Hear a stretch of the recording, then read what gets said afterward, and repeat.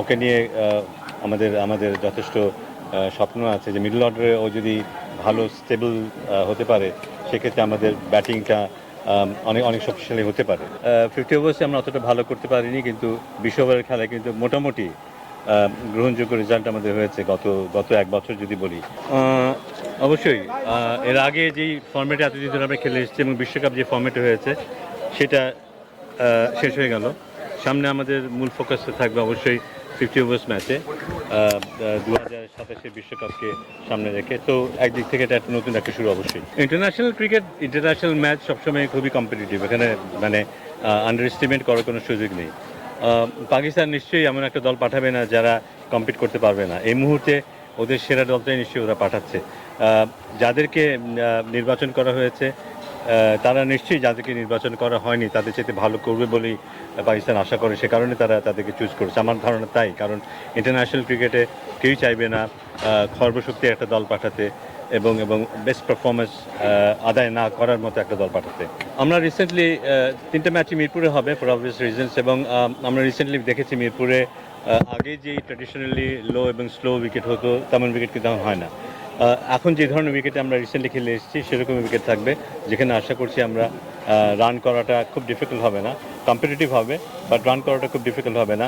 কিন্তু কিছুটা অ্যাডভান্টেজ আমাদের থাকবে, যেহেতু আমরা এই উইকেটে খেলতে অভ্যস্ত, পাকিস্তান দল এখানে অভ্যস্ত না। কিছুটা মার্জিনালি আমরা হয়তো একটু এগিয়ে থাকবো, কিন্তু অনেক আগে আমরা যে ধরনের অ্যাডভান্টেজ পেতাম সেটা হয়তো সেভাবে থাকবে না। ব্যাখ্যাটা বোধহয় আপনি নিজেই দিয়ে দিয়েছেন। ওর এক্সপিরিয়েন্সটা আমরা খুব গুরুত্ব দিই। ও আমরা আশা করি যে খুব ভালো খেলবে।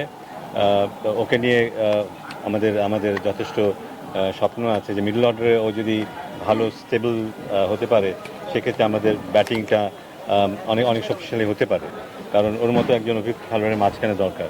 সো সেই দিক থেকেই আমার ধারণা এই সিলেকশনটা হয়েছে, এবং লেটস সি ও কেমন করে।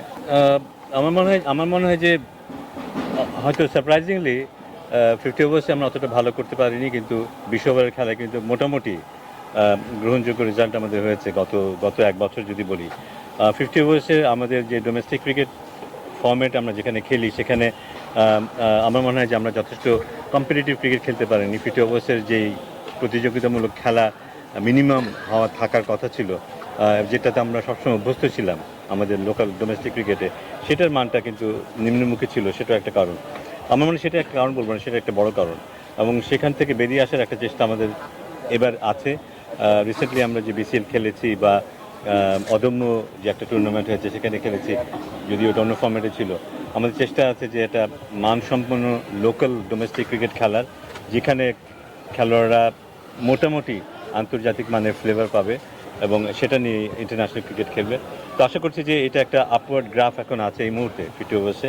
এটা আমরা যদি ধরে রাখতে পারি এই সিরিজে আমরা ভালো করতে পারবো। এটা তো জানি, এটা আমরা জানি যেটা হচ্ছে না। সো অবভিয়াসলি আমার মনে হয় যারা সবচেয়ে ভালো পারফর্ম করবে বলে সিলেক্টর আশা করে, সিলেক্টররা কিংবা টিম ম্যানেজমেন্ট সবাই মিলেই দলটা তৈরি হয়, যাদের কাছ থেকে সবচেয়ে বেস্ট পারফরমেন্স এই মুহূর্তে আশা করছে তাদেরকে দল নির্বাচন করা হয়েছে।